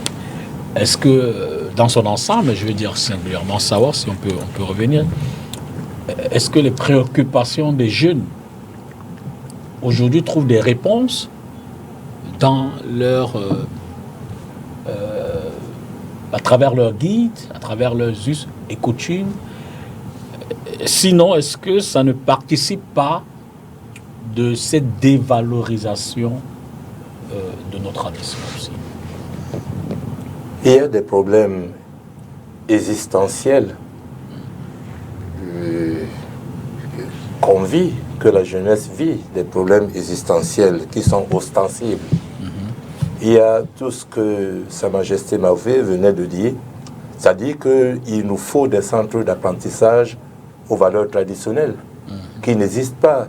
Et on ne devrait pas attendre seulement la fête du 9 mai ou du 14 février à Kribi pour que les jeunes s'imprègnent de ces valeurs. Il faut que ça soit, il ne faut pas attendre la fête de Ngondo de décembre. Il faut que les jeunes s'imprègnent de ces valeurs parce que les jeunes même font des erreurs. Ils interprètent des paradigmes qui s'opposent. Ils veulent vivre les valeurs traditionnelles et vouloir vivre les valeurs occidentales au même moment. Donc il y a un certain nombre de paradigmes qu'il faut enlever de leur tête pour pouvoir vivre de manière harmonieuse au sein de leur société. Donc je pense que effectivement, il y a un besoin de renaissance, un véritable besoin de renaissance. C'est-à-dire, mais il faut d'abord collecter ce que nous pouvons collecter des valeurs ancestrales, parce qu'on ne peut pas tout leur donner, nous-mêmes ne savons pas tout. Mais ce que nous pouvons avoir comme relique, comment faut-il regrouper ces reliques et les transmettre aux enfants pour leur avenir au sein de la société? Mais il y a aussi d'autres choses que nous ne devons pas perdre de vue. La société camerounaise, qui a fait, ne serait-ce que notre administration, qui est un héritage colonial, a sa manière de voir les choses. Les chefs ont perdu de leur valeur parce que le pouvoir régalien est devenu très fort. C'est-à-dire, il se manifeste de la même manière que les colons se comportaient. Et ce pouvoir oublie souvent que après la retraite, on se retrouve soi-même chef d'un village et on va revivre les choses qu'on faisait aux autres. Donc, moi, je le dis sans avoir peur de le dire. Parce que ces gens qui sont membres du gouvernement et qui deviennent plus tard chefs traditionnels, ils vont revivre les mêmes frustrations qu'ils ont posées à une époque. Et eux-mêmes, ils vont revivre ces problèmes. Donc, je pense que le pays est devenu, à un moment donné, un pays d'élitisme. Il y a des élites, et ce sont ces élites qui représentent leur communauté. Comment peut-on donc faire maintenant que les chefs retrouvent leur place, et que ces élites s'écartent un peu pour donner place aux chefs, afin qu'ils nous dirigent comme nos ancêtres nous dirigeaient? Il y a ça. Parce que Sa Majesté Bakule disait tout à l'heure que le chef doit retrouver sa place. Est-ce que le chef va retrouver sa place quand il y a un membre du gouvernement de votre village qui parle mieux que vous devant le président de la République? Qu'est-ce que vous représentez? Puisque le président de la République, c'est à lui qui va poser les questions concernant votre village, pas à vous. Je peux y répondre? Oui. Ah oui, en passant, mais il y a d'autres questions, allez-y. Oui, d'accord. Non. Je pense que ce citoyen de votre village ne parlera pas mieux que vous devant le président de la République. Bon, ça c'est l'idéal, mais je veux dire que dans la pratique... Non. Il a peut-être plus facilement accès, mais les structures comme celle-ci, on les crée justement pour ça. Pour que... écoute, quand le président de la République sait que tu as derrière toi... je parle de ceux qui font partie de l'association uniquement. 300, 400 chefs traditionnels, ça veut dire multiplié par, je ne sais pas combien de personnes par village, ça compte. Ça compte nécessairement. Et s'il ajoute à cela que les chefs traditionnels reconnaissent un ministre tel, proche de lui, dans son gouvernement, une élite à qui on peut confier les dossiers, à qui on peut... Est-ce que ça ne... C'est justement la raison pour laquelle, et ça c'est l'un des objectifs du Grand Sawa. C'est-à-dire qu'on arrête de nous faire croire que telle élite va faire telle chose ou telle autre chose pour le village. Si l'élite pense vraiment devoir faire des choses pour le village, alors ça doit passer par le chef. C'est-à-dire qu'il faut que le chef soit au-devant des choses. Il faut qu'on en arrive à... Et il semble que ça se fait dans certaines communautés ici. Les gens ne sont pas nommés à tel ou tel autre poste parce qu'ils sont les plus beaux, les plus forts. Est-ce que ce n'est pas aussi la réalité, justement, de la division du peuple Sawa qui émerge à travers ces problématiques dont on parle? Non. Moi, personnellement, je ne vois pas d'antagonisme entre l'existence du Ngondo et du Grand Sawa. Okay? Si nous poursuivons le même objectif, mais tant mieux, on ne sera que plus nombreux pour défendre la même chose. Je ne vois pas en quoi... alors, maintenant, sauf si certains, à un moment, essayent de se poser en leader, que c'est eux qui doivent être les chefs des autres chefs. Okay? Mais si on considère que nous sommes tous des chefs et que tous nous concourons, nous essayons de concourir à la réalisation de nos communautés, il n'y a pas de raison qu'on considère qu'il y a un antagonisme entre les uns et les autres. Mais est-ce qu'il y a moyen d'expurger les actions de cet ego de vouloir être le leader, de vouloir faire ceci. Parce que pour pouvoir expurger cet ego-là, ça sera un travail à faire.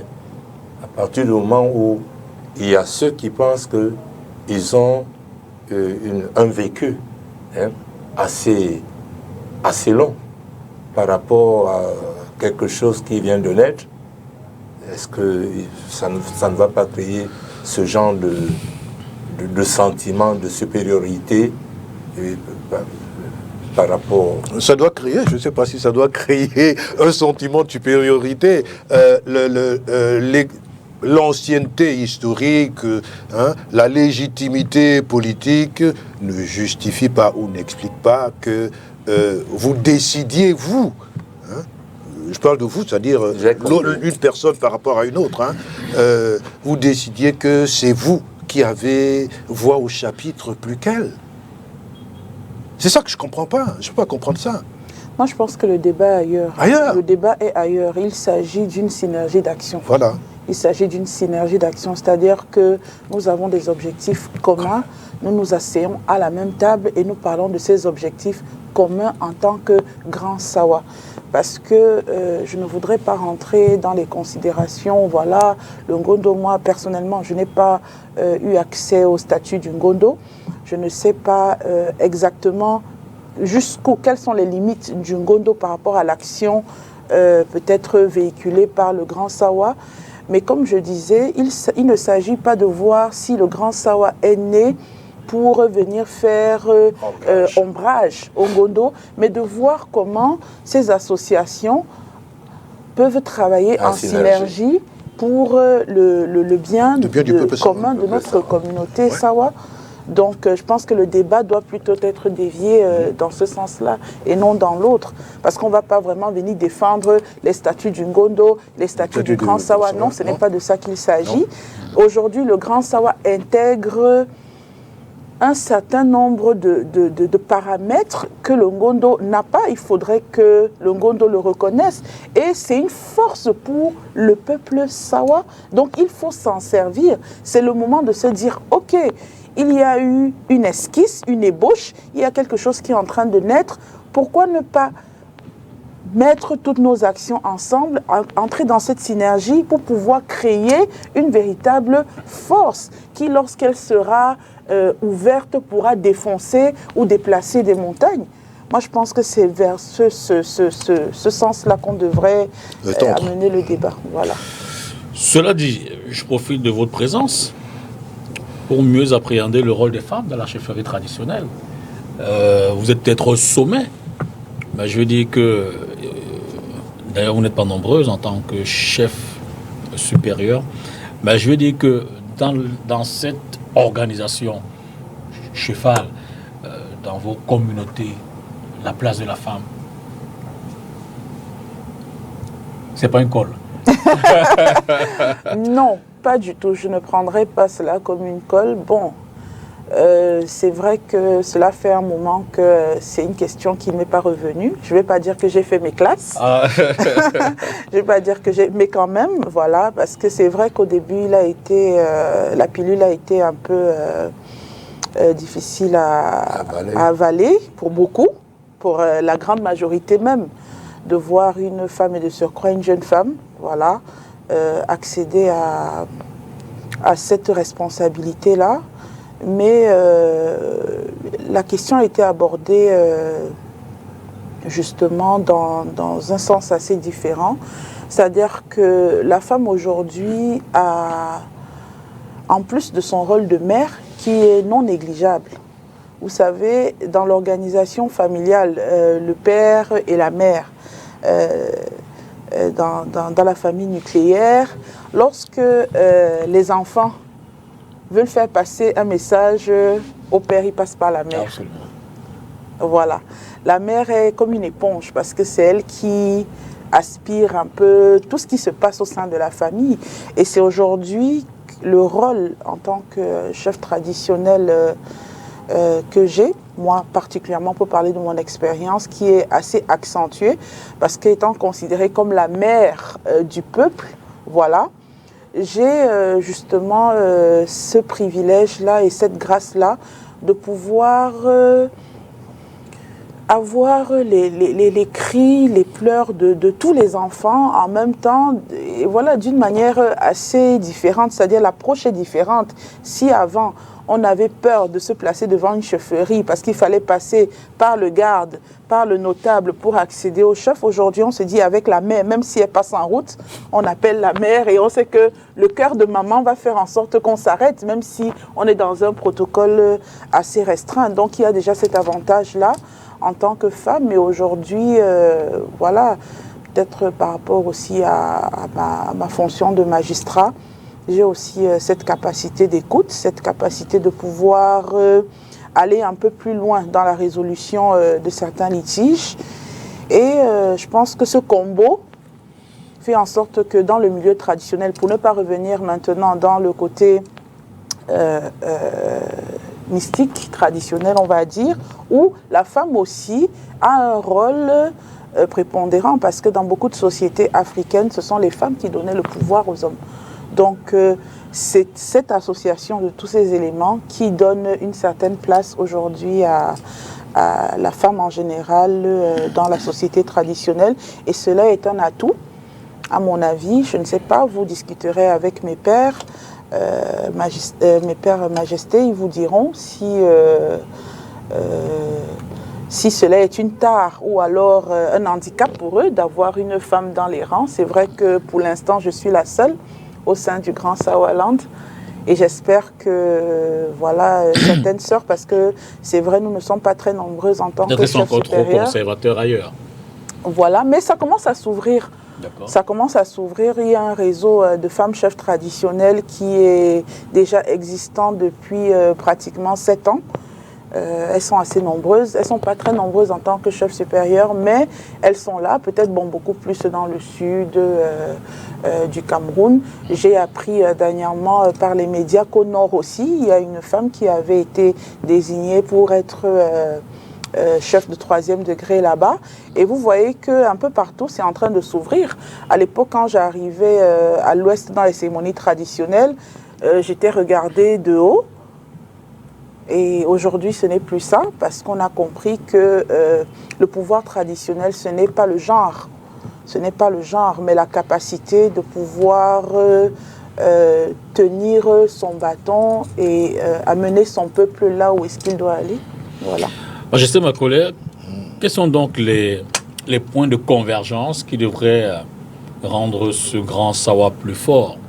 Évidemment, point de convergence à l'égard du Ngondo, qui devait se rendre ce grand Sawa harmonieux, que sa voix puisse être entendue par les décideurs, qui sait peut-être pour que, évidemment, les problèmes auxquels il fait face trouvent d'abord écoute, mais surtout solution. Comme je le disais tout à l'heure, je crois qu'il va falloir que... On appelait ça la renaissance du Grand Sawa. D'accord. Okay? La renaissance d'une communauté qui a disparu. Donc, il nous faudra du temps, déjà, pour reconstruire cette communauté. Nous sommes attelés à cette tâche-là. Mais, en même temps, les problèmes auxquels sont confrontés les Sawa dans ce pays doivent avoir trouvé des réponses. Et j'en ai cité quelques-uns tout à l'heure. Sur le plan économique, il a existé chez les Sawa autrefois de grands agriculteurs. Je suppose que vous avez entendu parler de Bema Moulende, qui a été assassiné avec femmes et enfants autrefois, dans les années 60, dans le Mungo. Les chefs Bel eux-mêmes avaient de grosses plantations de ce côté-là. Donc les Douala étaient de grands agriculteurs. Ça s'est perdu. Il y a eu, avant que l'on ne découvre tous nos grands milliardaires qu'on a aujourd'hui, il y a eu des hommes comme Dianga Kondo, pas pas le Ndianga de Sokarto, hein, mais le père de celui de Kondebele. Le père de celui de Sokarto, qui a été un grand homme d'affaires dans ce pays. Et curieusement, comme par magie, le peuple Sawa a oublié qu'il a eu des hommes d'affaires, qu'il a eu des grands agriculteurs. Les affaires, c'est d'autres qui s'en occupent, j'allais dire exclusivement. L'agriculture, alors ça, n'en parlons plus. Hein. Autrefois, l'administration dans ce pays, au début de l'administration camerounaise, elle a été tenue par les Sawa. Et puis, aujourd'hui, tu les comptes du bout des doigts. Qu'est-ce qui s'est passé? Ben c'est la réponse à cette question qu'on attend. Alors c'est après le constat. C'est à ça que nous on est en train de travailler. Qu'il n'en soit plus ainsi. Aujourd'hui, il y a des jeunes qui ont monté, qui ont engagé des initiatives pour créer des coopératives. Okay. Des Sawa. Nous avons entendu dire, parlant d'un certain nombre de banques dans ce pays, c'était des tontines, et puis les tontines sont devenues des coopératives, et puis les coopératives sont devenues ainsi de suite, et puis jusqu'aux banques. Pourquoi est-ce que les Sawa ne le feraient pas? Il y a des jeunes qui se sont lancés dans cette opération-là, et nous, membres du Grand Sawa, ou l'association Grand Sawa, nous avons décidé de prendre des parts dans cette coopérative-là, okay? Des parts au nom de l'association, mais des parts également par des chefs qui voudraient bien y adhérer. C'est notre manière à nous de porter le mouvement. Je parlais de l'école tout à l'heure. Donc, les examens pour les grandes écoles, lorsque tu interroges, tu dis aux jeunes Sawa aujourd'hui, écoutez, allez faire un concours de Polytech, de NAM ou de lyrique ou je sais pas quoi, ils te répondent moi, je vais aller faire.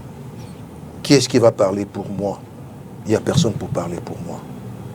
Alors, mais quand on sait qu'il y a des quotas pour ces choses-là, ça veut dire que des gens devraient pouvoir se lever pour aller revendiquer les quotas pour leurs enfants. Mais quand tu regardes les résultats de ces examens-là, tu trouves un ou deux Sawa comme ça par hasard. Mais pourquoi? Parce qu'il n'y a personne pour venir revendiquer pour eux. Okay? Donc ce qui doit être revendiqué au niveau du pouvoir, nous devons le revendiquer. Ce qui doit être construit par nous-mêmes, comme l'exemple de ces jeunes-là qui sont en train de créer une coopérative, et d'autres jeunes qui se lancent dans l'agriculture, tant que nous pouvons aider, notre rôle à nous, par des conseils, ou en leur ouvrant des portes que nous on peut ouvrir, qu'ils ne n'ouvriront pas pour les financements, ou en participant nous-mêmes, l'association ou individuellement, à l'évolution de ce que ces jeunes auraient mis en place, nous n'hésiterons pas. Voilà l'objectif, le véritable objectif du Grand Sawa. Je repose la même question sur les points de convergence qu'on peut avoir entre le Grand Sawa et le Ngolo, par exemple. Les points de convergence qui peuvent exister pour lever tout équivoque, sortir de l'amalgame et l'incompréhension. Je pense que le mal est commun, puisque c'est la même communauté qui a deux organisations. Maintenant, quelles sont les manières pour les uns et les autres de vouloir trouver les réponses? Il faut déjà savoir pourquoi il a parlé de la chute. Tout ce que le Sawa avait et qui n'a plus. Qu'est-ce qui a occasionné cette chute? Il faut le savoir. Il y a des éléments qui ont occasionné la chute. Et maintenant, comment faut-il faire pour contourner les difficultés? Comment les contourner?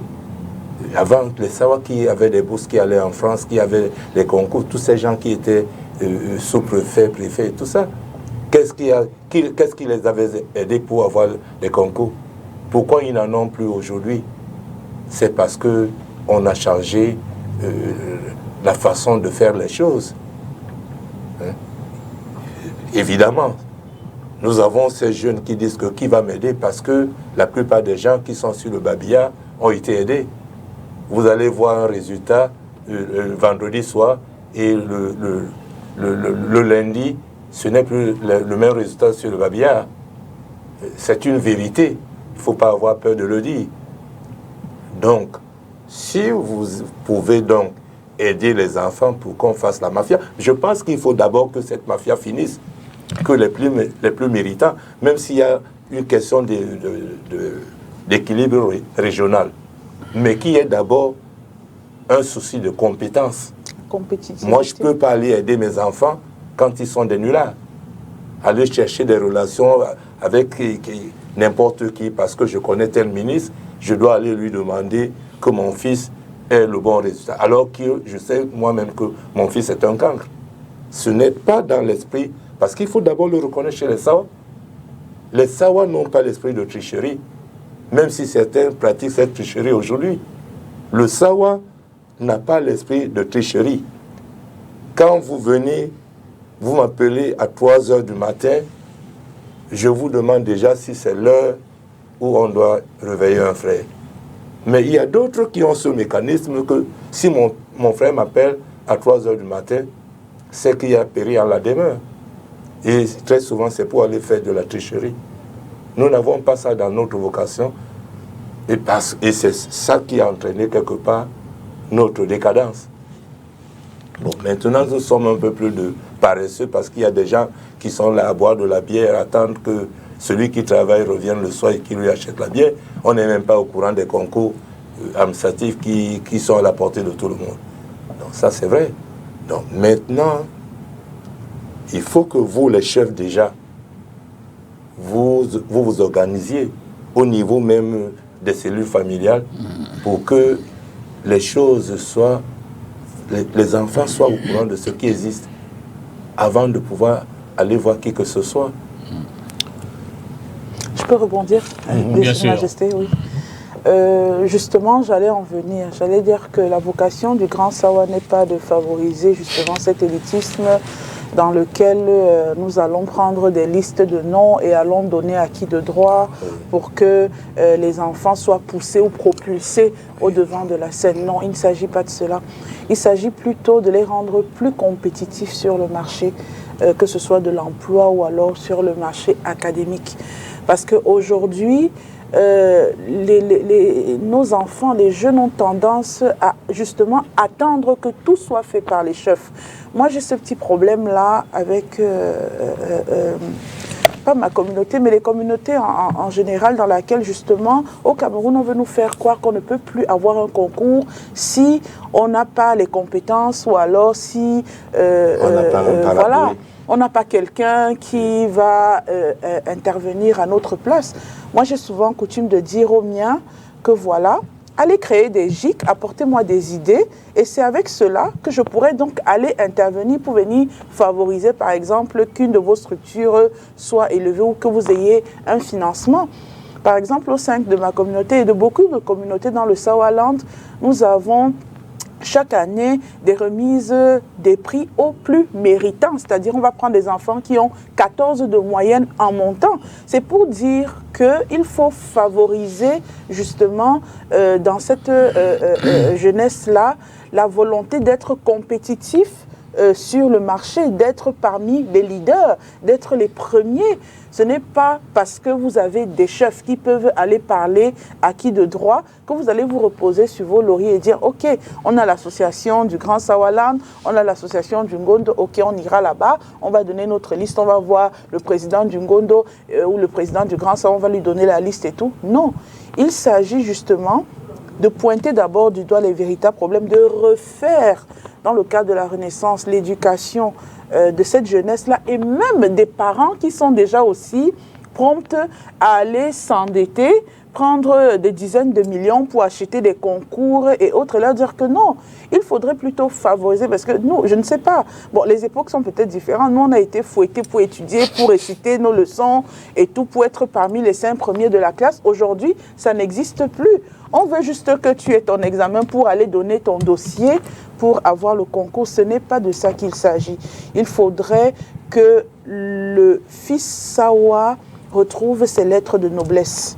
C'est-à-dire qu'un jeune ou alors un adulte qui est compétitif sur le marché, qui fait partie des génies de ce monde et de sa société, de sa génération, et qui, parce qu'il est un génie, a le droit, ou parce qu'il a les qualifications, les compétences, tous nos enfants qui sont allés étudier à l'étranger, qui sont rentrés avec des diplômes, qui ont des qualifications précises, qui ont fait la lettre de noblesse ailleurs et qui veulent rentrer, investir au pays. J'ai eu cette question-là avec des jeunes de la diaspora camerounaise en Côte d'Ivoire où ils disaient « Nous, on n'a pas envie de venir investir au Cameroun parce qu'on aura des blocages.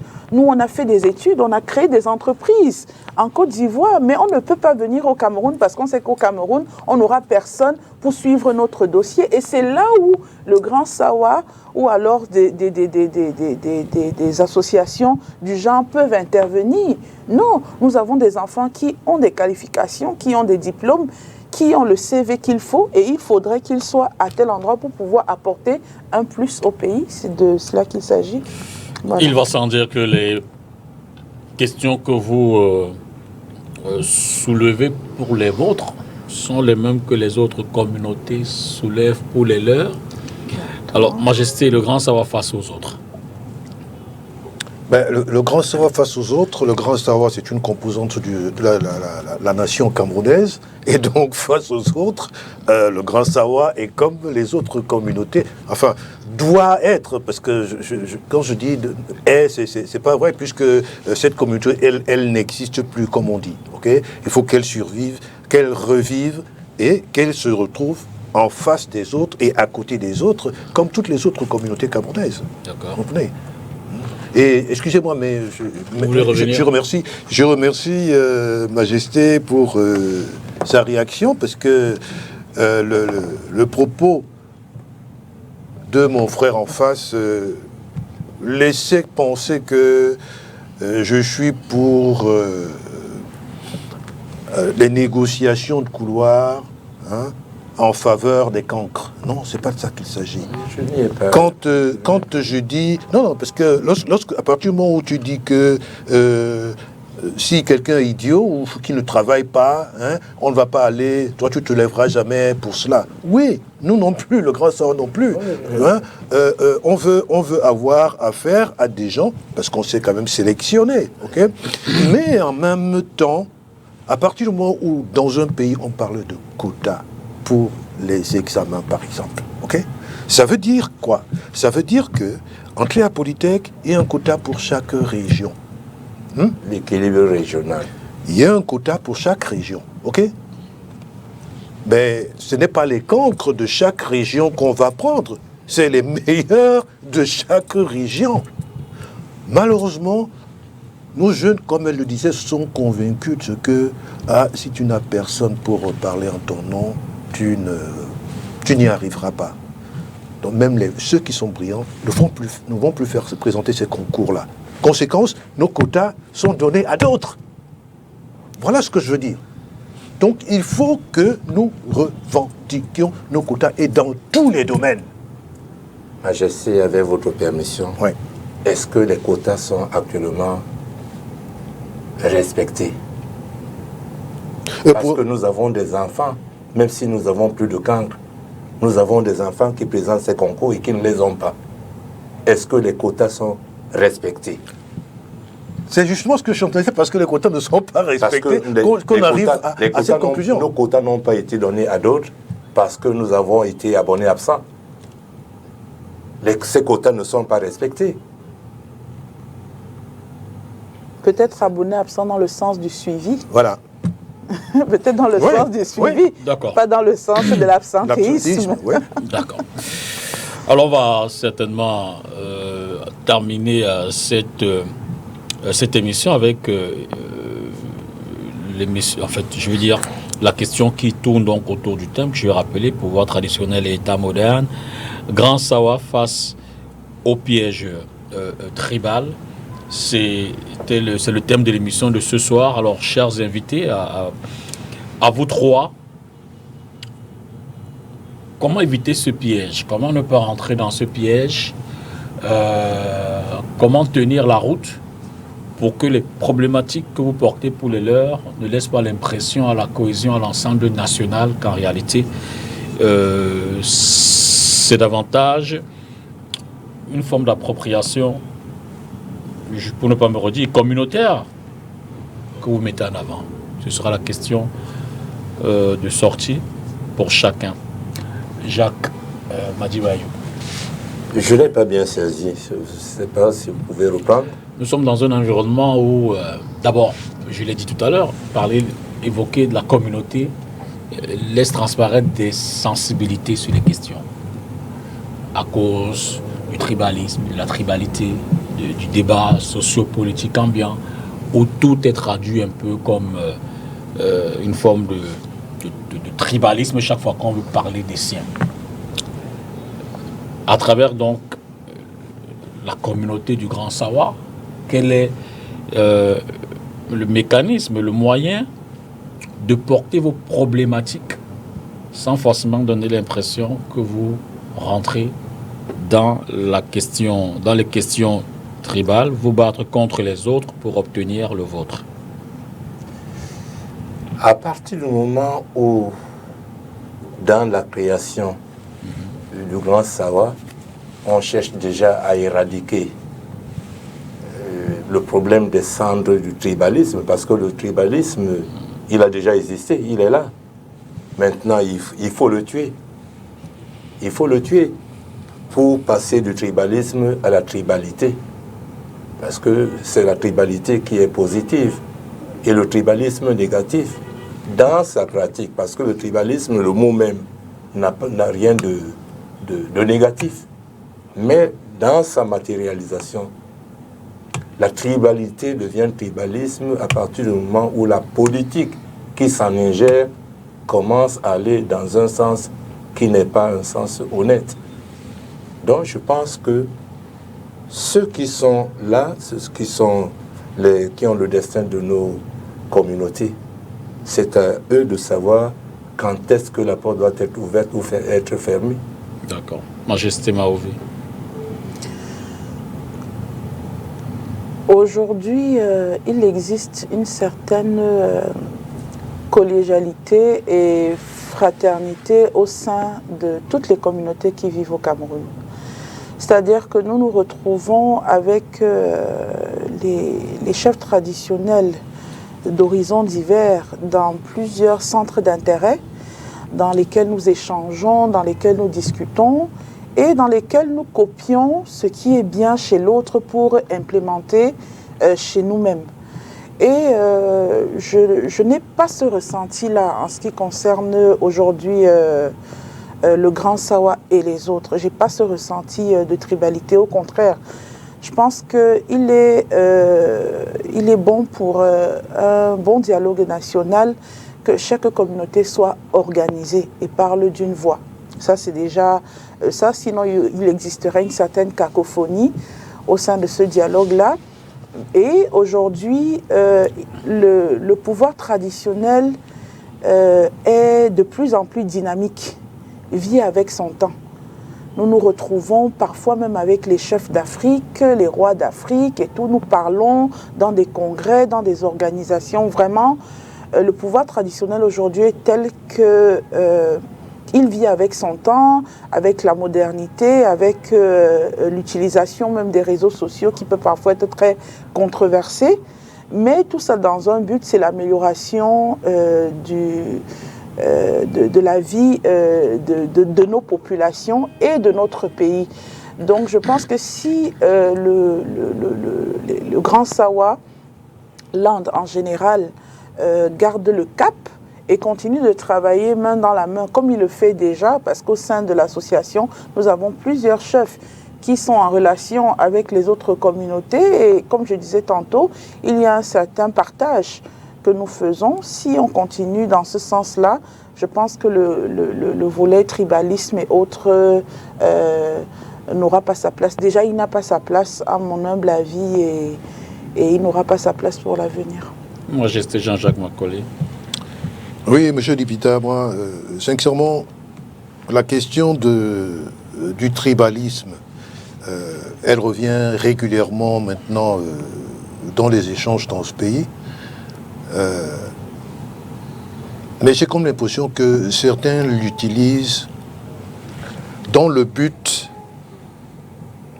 d'empêcher à d'autres de s'exprimer. Parce que dès que tu dis quelque chose qui ne va pas dans le sens de ce que pense X ou Y, allez, tout de suite on t'accole cette étiquette.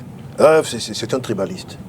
Mais non, dire la vérité, c'est une chose. Et être tribaliste, c'en est une autre. Quelqu'un posait la question suivante. Alors, on me traite de tribaliste. Je suis un Douala. Mais si je dis que des Douala, c'est des fainéants, c'est des... Question, est-ce que c'est du tribalisme que je suis en train de faire? Donc, non, c'est pour dire qu'on vous accole, ce terme, on l'utilise aujourd'hui parce qu'on veut faire taire les gens. Il y en a qui ont décidé que d'autres ne doivent pas parler, ne doivent pas revendiquer. Nous, dans le Grand Sawa, nous avons dit que nous assumons. Nous ne sommes pas dans le tribalisme. Nous assumons, si on nous considère que nous faisons dans le tribalisme, alors oui, nous faisons dans le tribalisme. Mais c'est la vérité sur le terrain qui montrera qu'il n'en est rien, d'autant que, comme le disait Majesté, il y en a plein d'entre nous qui ont des relations avec pratiquement les chefs dans tous les coins de ce pays. Donc la création du Grand Sawa n'a rien à voir avec le tribalisme. Ce que nous revendiquons, nous souhaiterions que toutes les communautés soient capables de revendiquer la même chose. Que ce que nous souhaiterons construire au nom de notre communauté, de bon, que toutes les communautés pensent à cette construction dans le cadre de leur communauté. Donc, je ne vois pas où est le tribalisme. Avez-vous pour le sentiment que c'est le politique qui essaye de tourner la baguette? Vous savez, je vous ai donné l'exemple de l'équipe nationale tout à l'heure. Personne ne se posera jamais la question de savoir, mais quels sont ceux qui jouent à l'équipe nationale? Mais pendant qu'elle joue, il n'y a que des Camerounais. Okay? Mais personne n'a jamais... Il faudra peut-être que les sociologues, les anthropologues et tout cela étudient cette question, pour que l'on comprenne pourquoi. Mais moi, je crois que c'est parce que, vous l'avez dit vous-même, en fait, il y a toujours des gens qui essayent d'instrumentaliser. Et ça se manifeste le plus dans le domaine politique. D'accord. C'est cette instrumentalisation du petit peuple, malheureusement, parce que c'est le petit peuple, c'est lui que l'on met en avant, c'est lui qui crie. Mais pour l'intérêt de gens qui ne le connaissent même pas souvent. Okay? Pouvoir traditionnel et État moderne, Grand Sawa face au piège tribal. Ce débat, on l'espère, montre une chose essentielle. L'identité n'est pas en soi un danger pour la République. Le véritable risque réside dans son instrumentalisation politique. Le Grand Sawa, comme toute organisation culturelle, sera certainement jugé sur les actes qu'il posera, son discours et sa capacité à rassurer au-delà de son socle naturel. Dans un Cameroun traversé par des fortes sensibilités identitaires, la responsabilité des autorités traditionnelles est immense. Préserver la mémoire, transmettre les valeurs et contribuer à l'unité nationale. Leur Majesté, vraiment merci infiniment de votre disponibilité. Je crois que les esprits vous ont laissé le temps de partager avec nous le thème de ce soir. Majesté Jean-Jacques Macaulay, Majesté Michel Gaël Maouvé et puis le patriarche Jacques Eyoum Madiba, merci infiniment. Merci à vous à la maison également d'avoir regardé ce numéro de Carte sur table. Mardi prochain, vous aurez droit à une autre émission. Bonsoir et à mardi.